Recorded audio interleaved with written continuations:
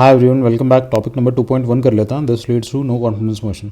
देखते हैं कंटेक्स्ट क्या है। कंटेक्स्ट ये है कि मॉनसून सेशन में यूनियन गवर्नमेंट के अगेंस्ट नो कॉन्फिडेंस मोशन को पेश किया गया था रिसेंटली। नो कॉन्फिडेंस मोशन क्या होता है? No confidence motion is a kind of legislative resolution that is a legislative tool that is in the hands of the opposition that allows the opposition to challenge the government's majority. कि government के पास support या confidence है या नहीं, उस चीज़ को opposition challenge करता है। अगर नो कॉन्फिडेंस मोशन अगर पास हो जाता है तो सरकार को रिजाइन करना पड़ता है। The government eventually false.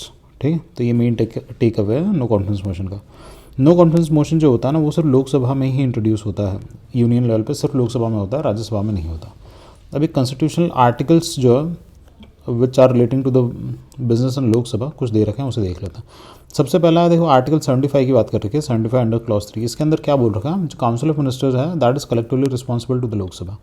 Council of minister में आपका क्या क्या आ जाएगा? आपकी एक तो जितने भी काउंसिल ऑफ मिनिस्टर है वो आ जाएंगे, प्लस प्रधानमंत्री आ जाएंगे यूनियन लेवल पे। और सिमिलरली स्टेट लेवल पे क्या आ जाएगा? आपका काउंसिल ऑफ मिनिस्टर आ जाएगा, प्लस आपका सीएम आ जाएगा। तो they are collectively responsible to the Lok Sabha. वैसे सिमिलरली क्या होता है, जो प्रोसेस सेंट्रल लेवल पे फॉलो होती है वही प्रोसेस आपकी स्टेट लेवल पे फॉलो होती है। तो स्टेट लेवल पे करस्पॉन्डिंग आर्टिकल है 164, ब्रैकेट वाला याद नहीं करोगे तो भी चलेगा। 164 के अंदर क्या है? The council of minister at the state level is collectively responsible to the state legislative assembly.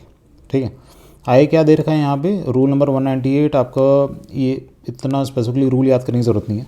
ये याद रखना है कि procedures and conducts of business and Lok Sabha, ये जो रूल्स होता है ना, ये रूल्स के अंदर आता है आपका जो फंडा है ना नो कॉन्फिडेंस मोशन का। तो पार्लियामेंट के जो बिजनेस रूल्स एंड प्रोसीजर्स है, पार्लियामेंट के बिजनेस रूल्स एंड प्रोसीजर्स, उसके अंडर आपका नो कॉन्फिडेंस का जो भी कॉन्सेप्ट है उसके अंदर बता रखा है। अब ग्राउंड्स क्या है? एज सच कोई ग्राउंड मेंशन नहीं किया गया है कि नो कॉन्फिडेंस मोशन किस ग्राउंड पे पेश किया जा सकता है या इंट्रोड्यूस किया जा सकता है। जब अपोजिशन को लगता है और 50 मेंबर है उनका अगर सपोर्ट हो तो इंट्रोड्यूस किया जा सकता है। डिस्क्रिप्शन वगैरह किसके हाथ में होती है? स्पीकर के हाथ में होती है। आगे देखता हूँ। अब इसके लिए क्या है? लीव वगैरह की परमिशन लेनी होती है। लीव मतलब क्या होता है? यहाँ पे ना फंडा परमिशन होता है। लीव का मतलब परमिशन। तो स्पीकर है, स्पीकर परमिशन देगा तो ये बिल इंट्रोड्यूस होगा, अदरवाइज़ नहीं होगा। अब क्या है, एक बार अगर नो कॉन्फिडेंस मोशन रिजेक्ट हो गया ना तो उसके बाद री इंट्रोडक्शन का कोई कॉन्सेप्ट होता नहीं है, फिर एक नया नो कॉन्फिडेंस मोशन को लाना पड़ेगा। अब देखते हैं यूजुअल प्रोसेस क्या दे रखी है।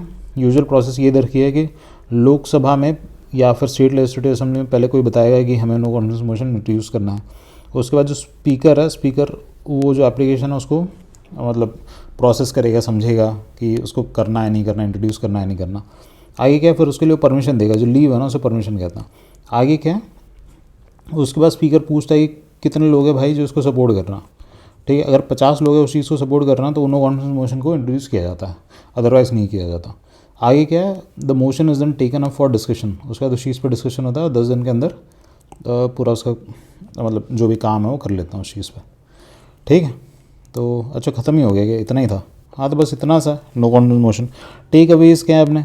नो कॉन्फिडेंस मोशन आपका सिर्फ लोकसभा में इंट्रोड्यूस होगा या स्टेट की जो लेजिस्लेटिव असेंबलीज है उसमें होगा। ठीक है, ऐसा कोई क्राइटेरिया नहीं होता। 50 मेंबर होता है, उनका आपको सपोर्ट चाहिए होता है। अल्टीमेट डिसीजन किसका होगा? आपका स्पीकर का होगा। स्पीकर या फिर लेजिस्लेटिव असेंबली में तो स्पीकर ही होता है ना स्टेट में। ठीक है, और किसके अंदर दिया हुआ? बिजनेस प्रोसेस रूल्स जो होता है लोकसभा के उसके अंदर। उसके अलावा हमने आर्टिकल कौन से देख लिया? 75 देख लिया, 164 देख लिया, ये कलेक्टर रिस्पॉन्सिबिलिटी वाला। ठीक है, समझ गया? तो इतना है इसमें इंपॉर्टेंट, पेपर में आएगा तो हो जाएगा। ठीक है, प्रीलिम्स में क्वेश्चन बना लेना इससे। एंड करते हैं इसको, मिलते हैं नेक्स्ट टॉपिक पे।